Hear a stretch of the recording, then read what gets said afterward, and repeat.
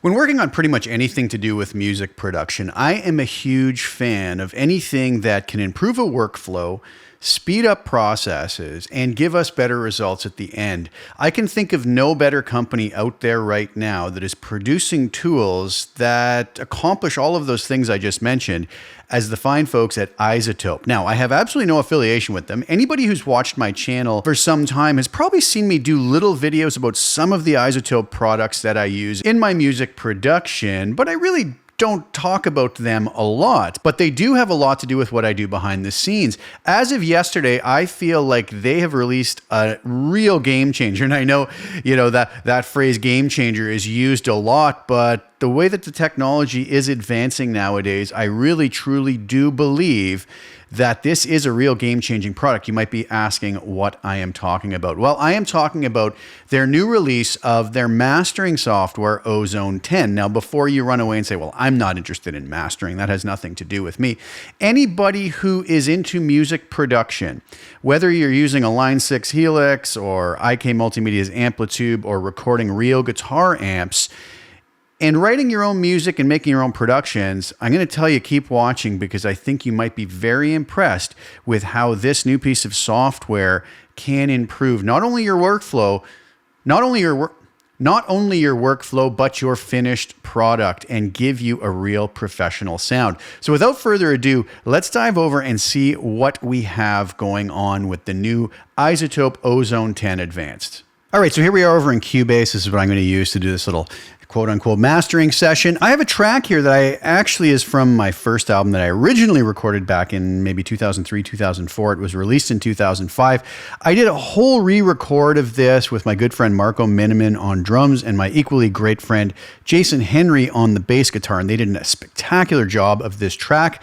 The track is called Orbit. I'm going to release it soon as a single. I've been meaning to for quite some time now. I just haven't got around to doing it, but it does need a little master. This is the mix of the song that I finished up from my recording project in Cubase, and it sounds a little bit like this.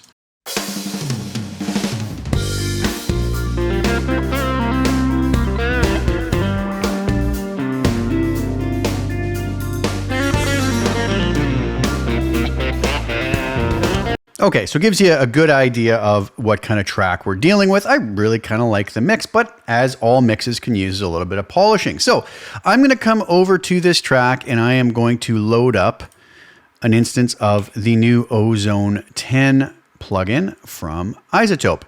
This is no longer available as a standalone plugin. It is simply now going to be plugins to be used within a host, much like I'm using here in Cubase Pro. Now, this looks a lot like Ozone used to look, and basically we have an equalizer here and a maximizer here, and I can add all sorts of other modules to my effects chain to get the desired results. Now, the problem is I could come and pick something like the new Impact module and look at this and go, what are all these controls doing? It's a little bit tricky to figure things out here. This video is not going to be about going into detail about all these new modules. This is going to be more about this button right here. So I'm going to press this and you're going to see something happen. It says waiting for audio. It says for the best results, play the loudest portion of your track. So it wants to analyze my audio so it can make suggestions of how to process it for the best final result. So I'm going to come over here to the loudest part of my track, probably somewhere around here. I'm going to play it. I believe it scans it for about 8 seconds. Notice it says measuring tonal balance, width, dynamics, and loudness. Keep that in mind. This is all the things it's trying to work on to get the best results. And now it's building the mastering chain. I guess it's done. All systems go.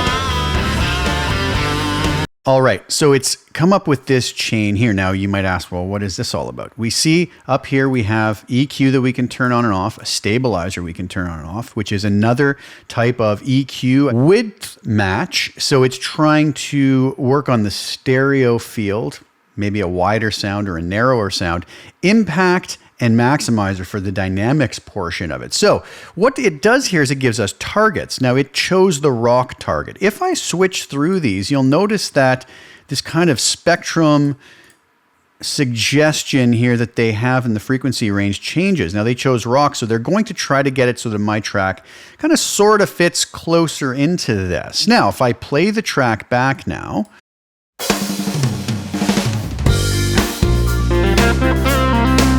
we're now hearing a processed version, their master. Now, if I was to bypass this just so I could hear how it compares to the original,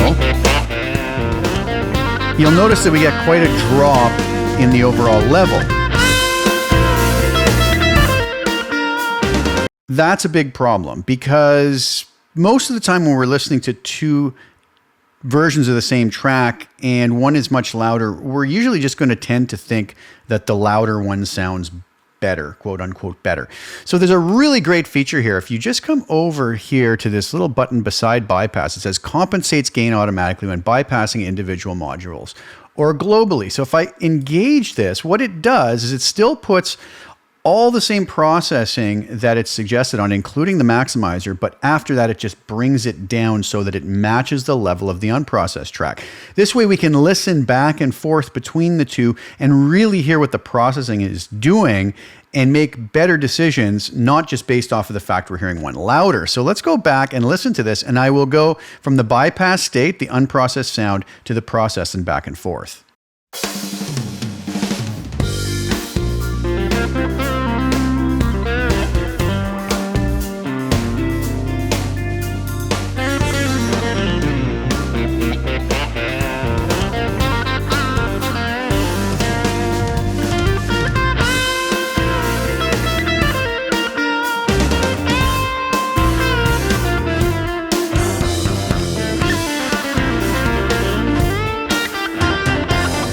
What a huge difference. And what a beautiful job. The mix just sounds more lively. There's more of a sense of space, beautiful high end on it. And I like the fact that it hasn't just destroyed the sound of it. Now let's listen to it without this engaged so we can hear exactly what it's doing volume wise as well.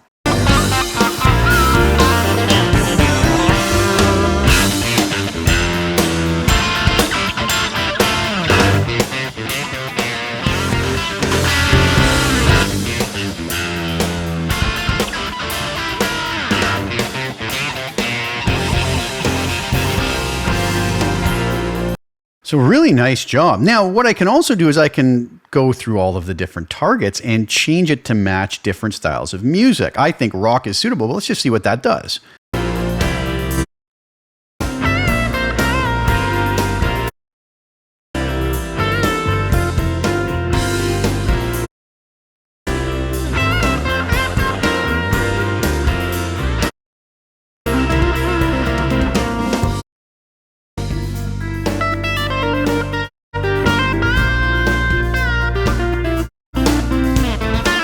So a really dramatic sound difference as we switch through those. So very interesting stuff. Now, are we stuck with the suggested settings? Well, we can do a couple things here. We could come over and look in very great detail at what each of these modules is doing as I play the music.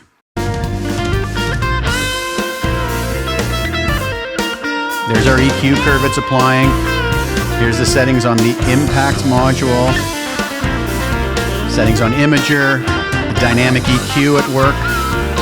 And the maximizer. Now, like I said, a lot of folks might find it really intimidating to come in here and say, well, what do I do here? What are these doing? We never really even have to come over here. I could simply stay on my assistant view here, and I can control many aspects of those settings. So if I wanted more of the EQ they suggested, I could just use my EQ slider. Let's see what that sounds like.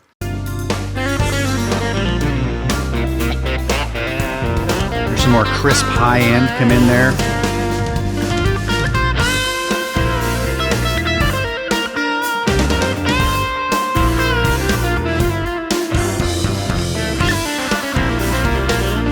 Or I could disengage the EQ altogether. And the stabilizer, you get a very different sound.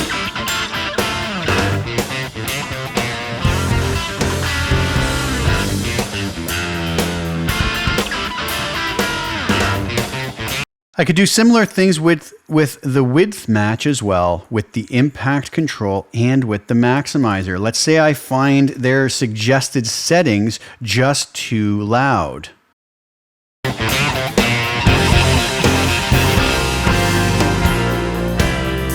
And you'll notice over here, the amount of maximizing went to the -0.4 setting, whereas before, it was set at minus 4.4. So we can make a lot of these adjustments right from this particular screen without having to dive into the details of some of these settings, which some folks may understandably find very confusing. So very handy stuff. We can make it louder, we can make it softer, we can have more impact, less impact, wider, narrower stereo image, more EQ, less EQ. So we can do that all from here, and we can even change our targets. So extremely cool stuff. But there is nothing stopping anybody from coming over here and tweaking these settings. Maybe we like generally the EQ and we want a little bit more of it, but we find that, you know, this one bottom end band isn't doing what we want. We could come in here, we could simply turn that off if we so desired. Or I can come back and put that in with the undo button. Or we could fine tune the maximizing ourselves.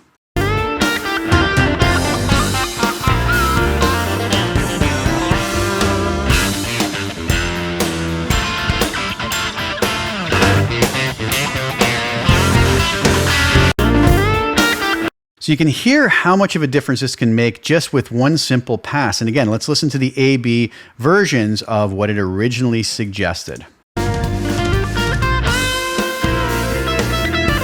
There's my original mix with the Ozone instance bypassed.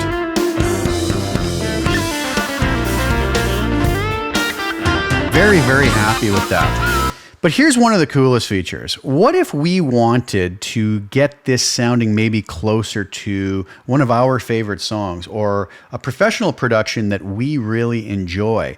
Well, this is one of the greatest new features that the folks at Izotope have worked into Ozone. Now, you'll notice over here it has targets, and it's given us preloaded targets, as I've already shown. And what they've basically done is for the rock genre, they've analyzed hundreds, if not thousands, of top rock songs, and they've kind of averaged out the dynamics, stereo width, EQ settings, loudness, and they've averaged that out and said, okay, your track needs this done to it for it to sound more like the average of, let's say, these rock songs. But what if we wanted to target it very specifically? We can hit this little button right here, and what it'll do is open up a folder on my computer. I've directed it to go to a folder I have FLAC music in. Let's say, because I'm such a Rush fan, I go down, I say, I'd like to try to add similar mastering to get somewhere in the ballpark of, let's say, what Tom Sawyer from Rush would be.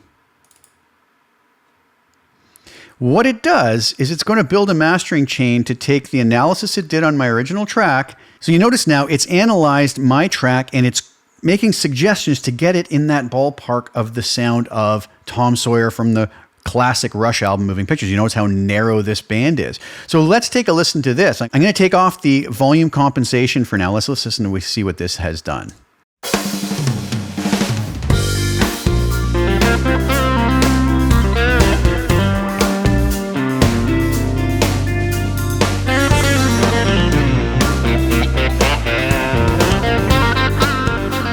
There's my original, not volume compensated, mind you.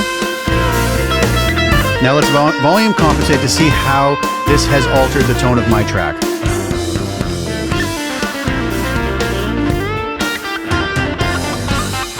I like it. I like it a lot.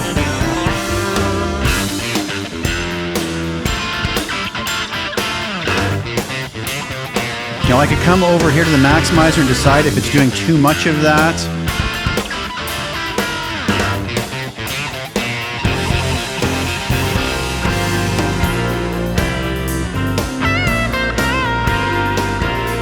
But it does really bring the track to life. Very nice.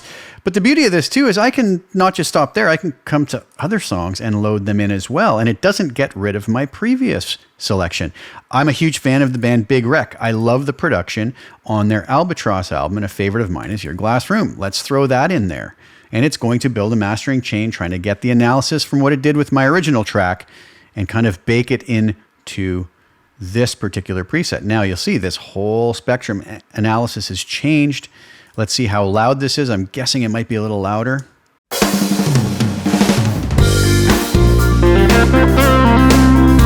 can see here, minus 9.2 on the threshold. So it's adding a lot of gain, a lot louder. So let's compensate for the volume, see what the mastering is actually like.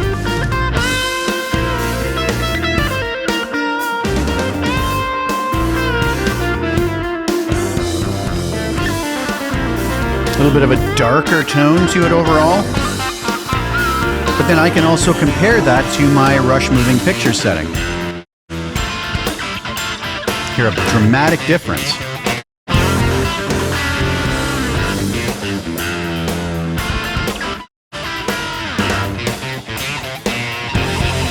And I can keep doing this to my heart's content to find settings that I really enjoy. Let's say I wanted to see if it sounds good in comparison to settings that would make it more in the ballpark of an Al Di Meola Casino album. And I'm just picking things wildly here, not that these songs have anything in common with one another. So it does an analysis on that, and here we go.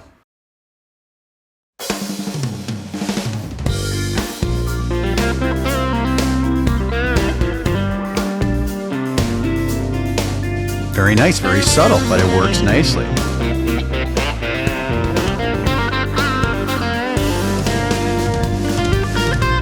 I actually don't mind that.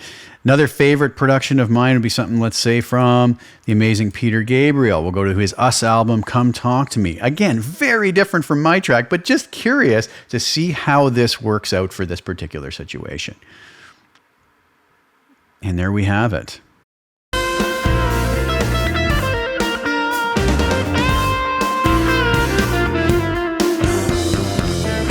That's actually darkened the track up somewhat.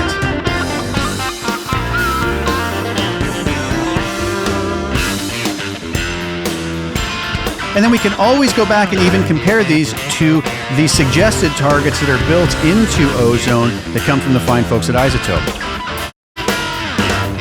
There was the original suggested setting under the rock setting.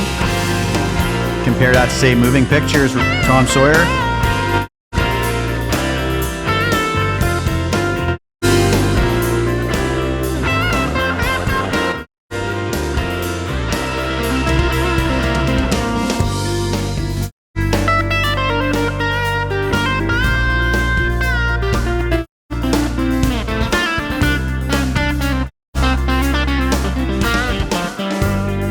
And we can that quickly and easily bounce back and forth between these different presets, shall we call them, that have been suggested by Ozone. We can find one we like as a starting point. We can tweak them right here from the assistance page with EQ, stabilizer, the dynamic section, the width section, or we can dive in to this normal Ozone page and we can come in and tweak these settings if we're comfortable doing so to really fine tune our master. What did you guys think? I think this is just a complete game changer, as I said before. I will get tons of use out of this. For folks that follow my channel, you know, I do a lot of audio demos for the Line 6 Marketplace and for the Helix and for Amplitude 5 and various guitar modelers. And when I do those, I never use processing like this on the mix because I want people to hear what a certain preset sounds like with no processing. And that's something I'm very adamant about. So any of my guitar tone demos, you'll never hear me use this type of a tool. But Izotope has other tools such as Neutron 4, which is a similar idea, but to be used on individual tracks. So I may apply that to the rhythm section when I'm using Tune Track Superior Drummer 3 or Easy Bass and just apply the shaping to that to get a great kicking rhythm section so that then the guitar tones sit beautifully on top of it. But I'll never apply this to the guitar tones if I'm trying to show what the guitar tone sounds like right out of the box. But having said that, when I'm working on a track like this, which is going to be for release, I want this to sound incredible. It's not so much about saying, oh, this is this preset from the Helix. This is just about getting the track to slam and sound amazing. So I'm going to utilize this and release this track really soon. Keep an eye out on Spotify or your streaming service of choice, or you can go purchase it off my website when it's up there. I'm going to play around with this a little more and get this track sounding hopefully really good with the help from the fine folks over at Izotope. I hope you guys enjoyed that. I hope that was a bit of an eye-opener to what this powerful new tool can do. If you actually think this is something that you could use, you can go and get a copy of it right from the Izotope website. And there's other dealers that deal with it as well, where you can get some really great prices and deals on it. So thanks so much for tuning in, guys. I hope you did enjoy that. I hope you enjoyed the music, and I hope you enjoyed that look at this great piece of software. Please like the video, share it with anybody who think would get some use out of watching it, and also please subscribe to my channel and hit the little bell notification to get notified when I put new content out. I'll be back really soon with some more. Thank you guys so much for tuning in. Ciao for now.